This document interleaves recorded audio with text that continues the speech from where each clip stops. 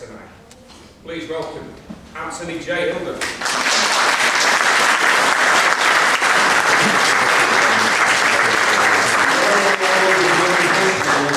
You've done so much to hurt so many. There isn't anything that you've got, there isn't anything that you ever had that they're not planning on taking away. They want everything. They want your home. They want your future. They want your child, and they're about to get it. It took 1,000 years after the Magna Carta to put together what freedom and liberty you have. It's gone.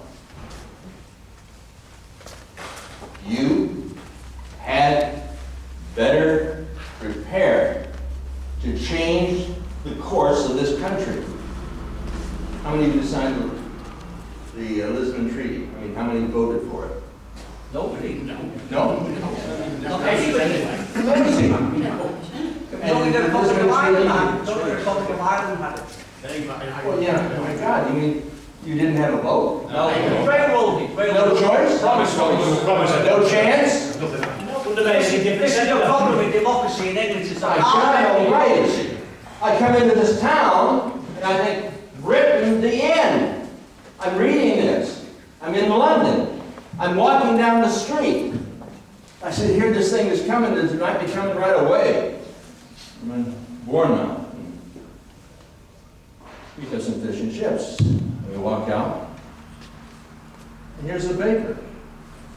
I'm seeing what appears to be people. Looks like sheeple. They're walking, they're talking, and they're dead from the neck up. They're zombie. It's zombie land out here. You have to change this. It's not going to happen unless you do something. If you just simply go home after hearing me, it's not going to work. You can count it out. I make a film over here, Frankenfit, The Monster Amongst Us. It's about the enemy within. It is a monster. It's a monetary monster that manufactures that piece of paper, lends it back to you, well, through the government. And then it comes back to you. You pay interest on it. You pay interest on it for your life. Your child will pay interest on it. And your child's child will pay interest on it. And then it comes out, written in the end, it's over, and it's signed, sealed, and delivered up yours. They want it. They take it. They've got it. And the dumbos out there in zombie land are walking along like nothing ever happened. I asked one woman, I said, "But who started this all over here?" And she said, "Well, Sir Edward Keith." I said, "Really?" I said, "Well, where is he buried?" That's Salisbury Cathedral. I go down to Salisbury. I'm coming in, and I said, I gotta see where this guy is buried. I walk in there, and down 40 yards is the Magna Carta.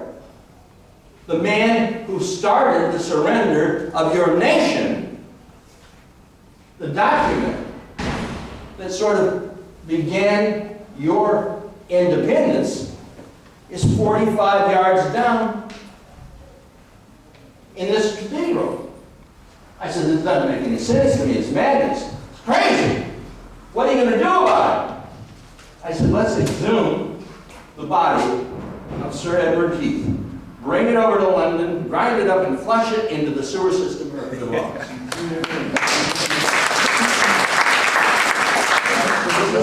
This isn't just a tricky statement or anything. I damn well mean it. Put that proposal out. It makes sense. Because, oh my God, it is. And you start putting the ideas together. When you start putting the ideas together, when you start picturing what he has done, and what Bush, and Blair, and Brown, and Obama have done, and what the Parliament is planning on doing, you're going to get a picture. We've got to paint a picture. He said, well, how are you going to do it? With the film? We can have 1 million people watch that damn film before a book can be read by one. Now, buttons? Yeah. If you like what Hitler did, you'll love we do.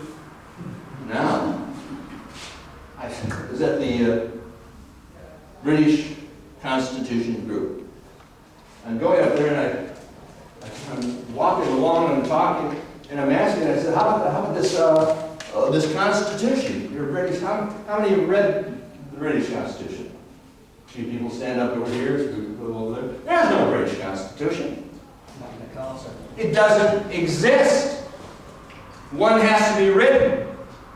I walk in this country, the first thing I notice, there's no Constitution, we've got to write it. When we put it together, it must demand that those people who are your employees, who are your civil servants, do something, and that is to obey. They need to obey you. You do not have to obey them. They are the servants and you are the master.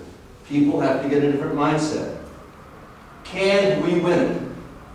People say, well, the fat lady has sung. No, she has not sung, but she is damned well rehearsed, and you had better reverse this thing, and you had better do it now. You better. I'm going on the George Norris show, coast to coast in California. It'll hit 11 million people. And I've just finished this film. Somebody said, well, you need to get over to England. They're about to go under. I said, I've got to finish this film. I'm broke. $44,000 down. I can't get on the plane to go over. He said, you got to go.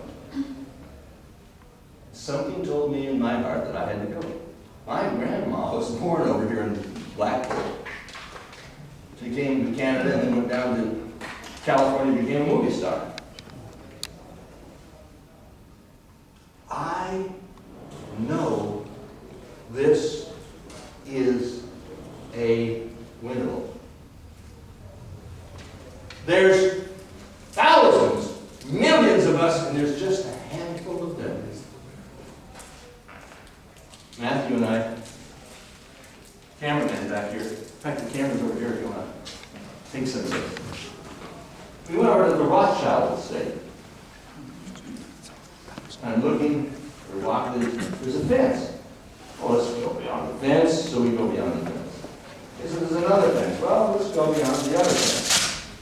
And we're walking out toward the thing that looks like a pyramid.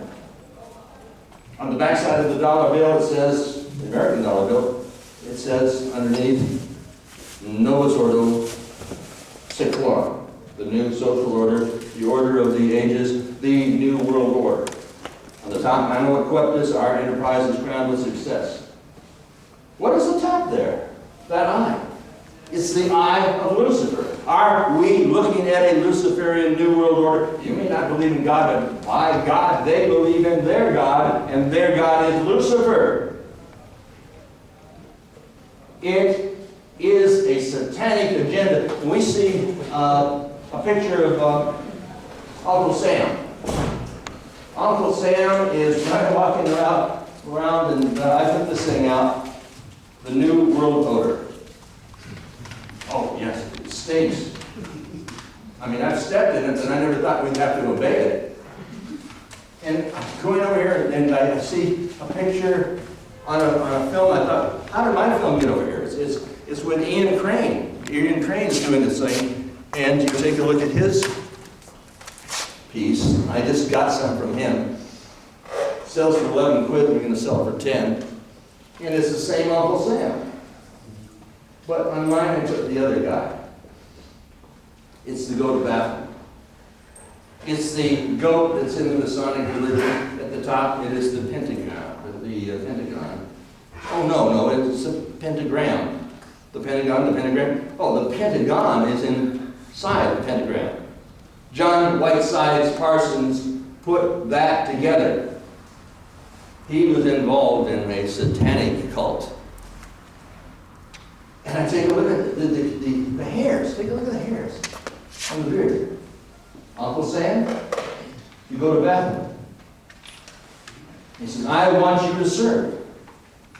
Uncle Sam wants your children to serve. They want you out in the war.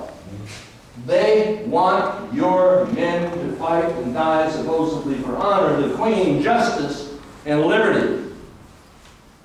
at the same time, our liberty has been surrendered.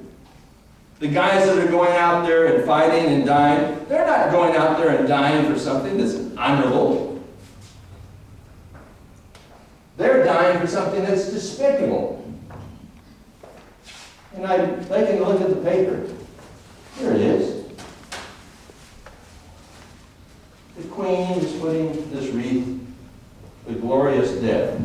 Soldiers and families back British plans for Arlington War, maybe it's an Armageddon war cemetery. They've got the little poppies. How fitting. I had an idea.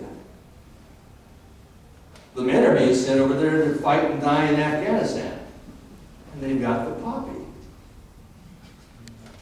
The opium poppy. The only thing that's happened in Afghanistan is to fight the Taliban who wanted to do away with opium. Now opium sales have increased 1,400%. Your children are subject to the dealers.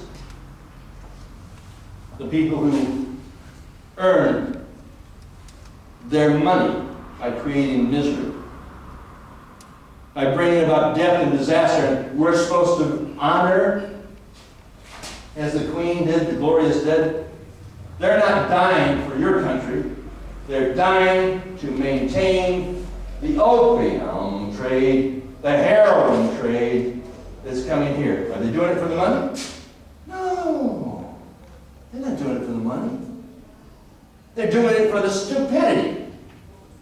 They don't want you bright, they want you dumb. They don't want you healthy, they want you sick. They've taken the copper in America out of the money. My father used to give me a big British penny or 2 pennies, and I was so happy. I said, all right, that's huge. They've taken away the copper out of our money. They've taken it out of ours as well as made of steel. I know. And they've taken the silver. 412.5 grains of silver makes one of these dollars. But this isn't one of our dollars. It's somebody else who's replicated it. This monetary monster amongst us is revealed in Frankenfed, the monster amongst us. It is 2 hours, 4 minutes, 59 seconds, and 3 frames long. It equates what's happening here with what has already happened in our country. And on the film, I said, well, we've got to, show London. So I go over to that exchange, the London Exchange, and I'm taking a look at Wellington. There's a statue of Wellington.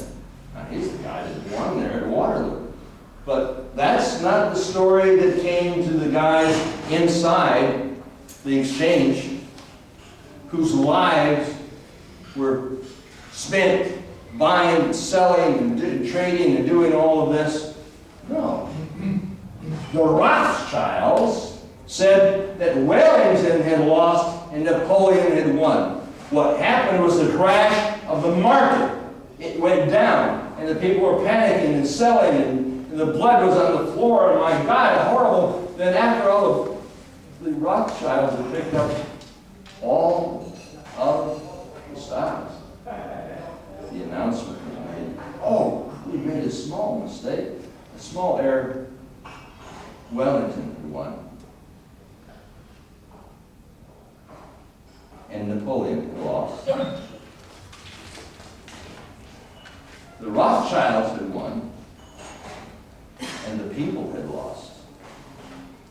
And you became dependent upon a small group of people who are still enthroned. The Queen doesn't run this country. You don't run this country. There's laws and bylaws and by-sub-laws. They say, well, my God, we don't, that's the way it is. And I was with a friend of mine, former head of the FBI in Los Angeles, Dallas, and Memphis.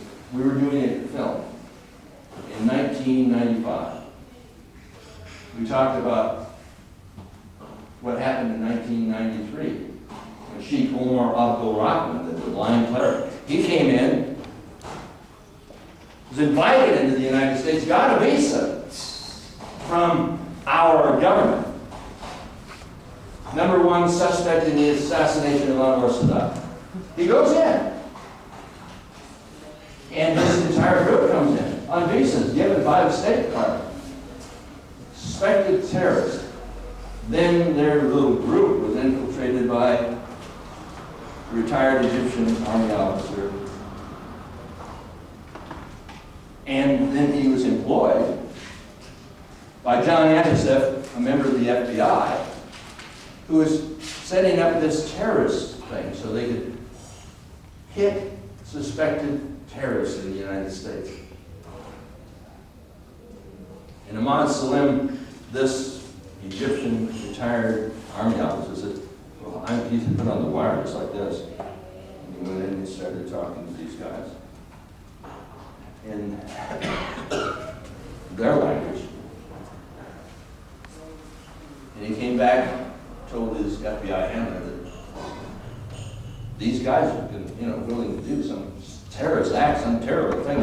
They were willing to blow up the World Trade Center. He said, listen, they don't know how to build a bomb. His FBI agent, his handler, said, well, yeah, we know how to build a bomb. Yeah, but, it's the terrorists that need to know how to build a bomb. And you know how to build a bomb. Take it for them. He says, what? What? I'm infiltrating this terrorist group, and you want me to take U.S. taxpayers' dollars and build a bomb for them? They could use it. We're not going to give them the real thing. I mean, we're just going to build the bomb and not give them the whole explosive thing, right? Oh, she said, well, you got to give them the real thing. It's got to look real. You can't get these guys and convict them and get them off the street.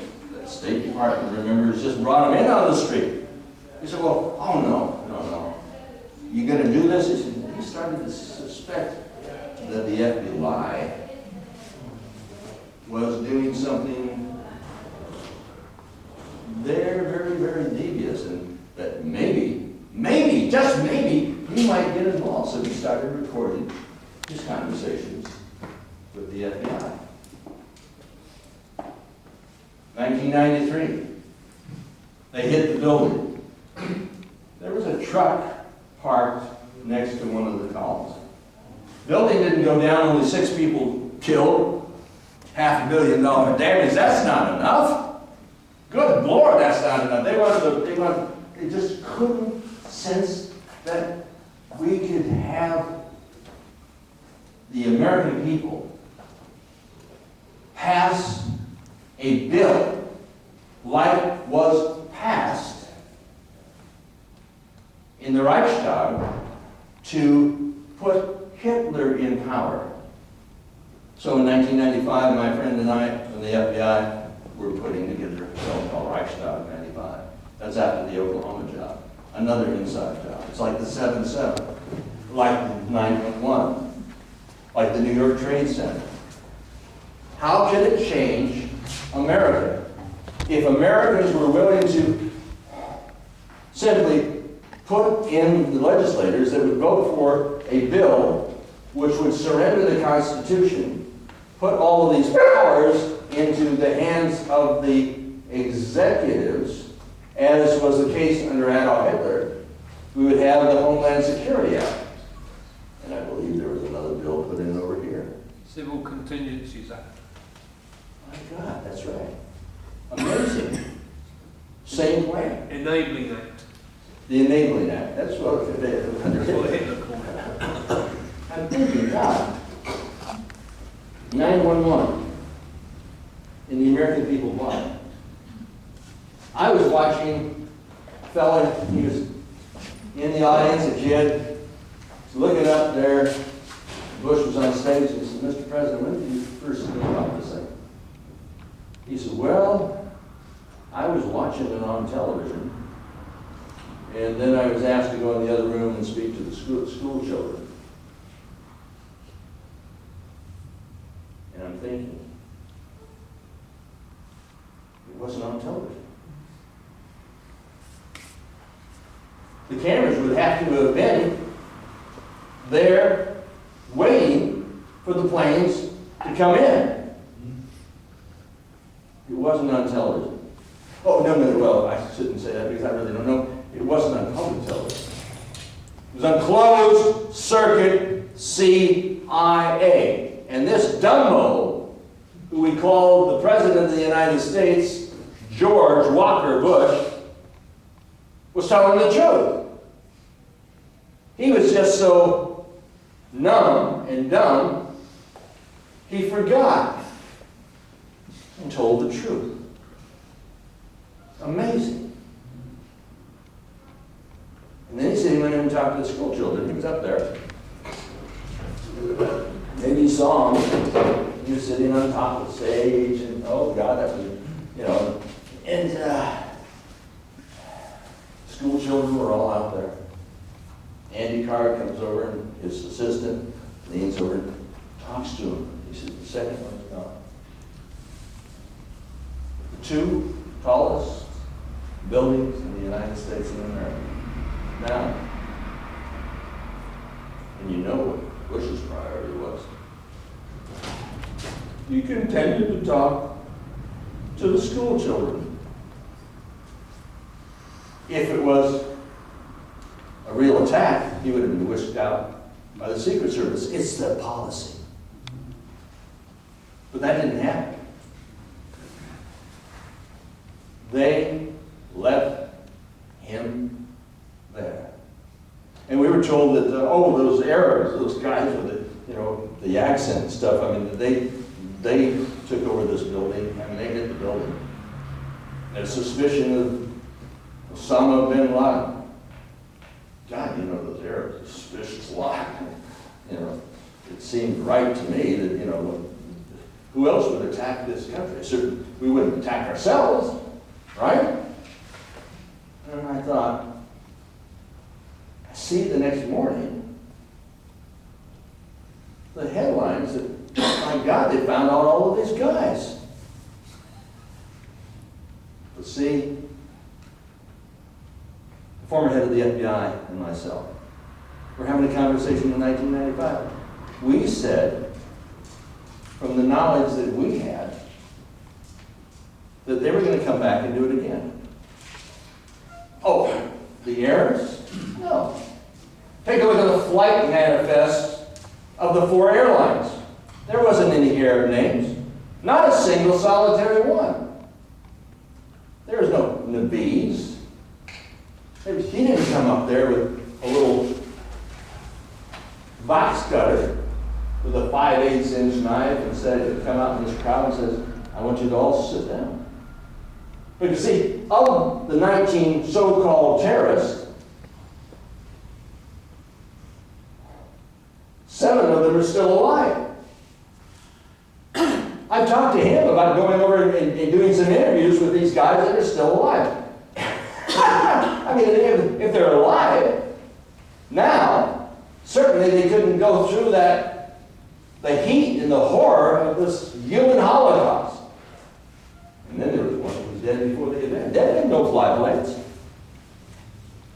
The American people didn't get that. They missed something. Because the FBI, they said that after the event, the planes, the buildings were hit and this thing came down. So you saw that humongous blast of fuel up in the air.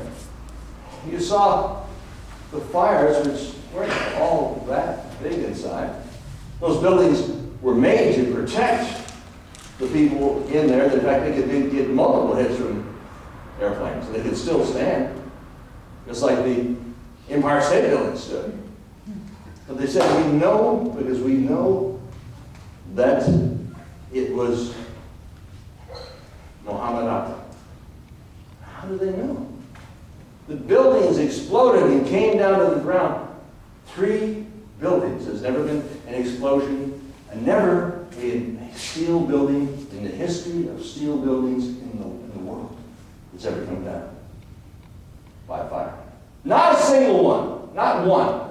In Hiroshima, you see the one building standing, you see the top of it, the steel, didn't come down. But they said they were walking around and they guessed, yeah, they were walking around and they're looking over here or looking over there. And they said, well, on molten steel, the FBI guys are pretty gutsy. And they said about this Muhammad Atta, that he was flying the plane. He goes down, he sees the World Trade Center. Everybody's sitting back in the bay. They're not trying to take over the cockpit. And I'm thinking about that because of the 19 guys, the 19 terrorists, there really wasn't 19, it only had to be 11 if we believe the rest of the story. 2 to take over the cockpit, and then that only left three guys in 4 planes. That would mean that whoever was out there walking around was only 3/4 of a man. So each single plane has 3/4 of a man with a box cutter, and I want you to stand down, right? This lady here with her purse would come up and smack me in the head if I had the guts to go up there with a 3/4 inch blade box cutter and ask all of you to stand down. Certainly there would be a man in the crowd, just maybe one gutsy lady. But we were asked to believe this. And then on Muhammad Atta, this story kept going through my mind. I'm thinking he's flying the plane. He hits the steel. It's an aluminum plane. He hits the steel. They hit the concrete. They hit the furniture, the walls, the toilets, the electric. The huge steel beams holding up these monstrous buildings. Huge! The highest in the world. Engulfed in a ball of flames. Impossible to bring down those buildings, but planes hit them. The fire started. Muhammad goes in there. His body disintegrates. It burns to a crisp. It evaporates. But the passport.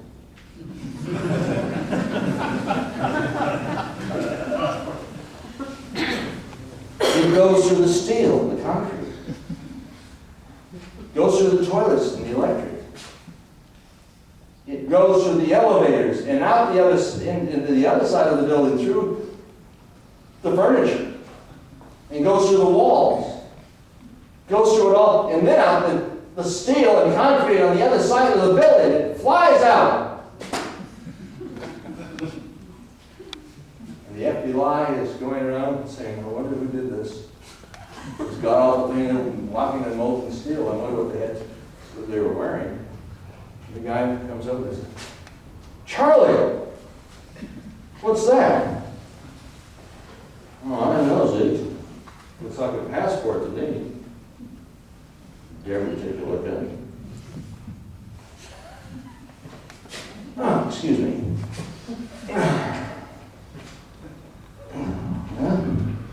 It is a passport. My God. Excuse me. It's Muhammad Atta. God, and I think all of that carnage, the whole thing going up in flames, disappearance of Muhammad Atta, evaporates. It must have been made out of kryptonite. Surely that's the answer. I'm sure the American people, the American sheeple, those dumbos over there were ready to believe that crap, and they believed it. They sold it. They sold it to you. They sold it to us. They are selling it, and they're reselling it. It's the same old bullshit. You buy it. They're not really asking you to buy it. They're asking you to eat it.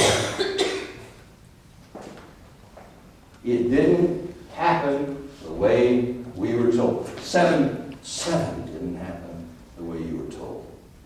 But it was all to get the Enabling Act. Oh, when Hitler's guys burned down the Reichstag, he said, oh, we've got to protect this country.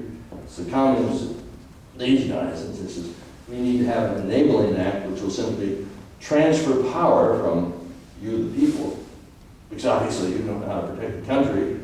It's the Nazis who know how to protect the country. It's the Nazis, sure. So we just have to have this little document which will simply transfer power to me and the Nazi Party, the Enabling Act, the Homeland Security Act, as it was in Nazi Germany. So it is in England. Your guys fought, died in the war, Second World War, because Hitler wanted a united Europe, a European Union. His book, the one that came after Mein Kampf, it was called The World Order. And how about the World Order? It's the new world order. And what do they want? They want you to accept here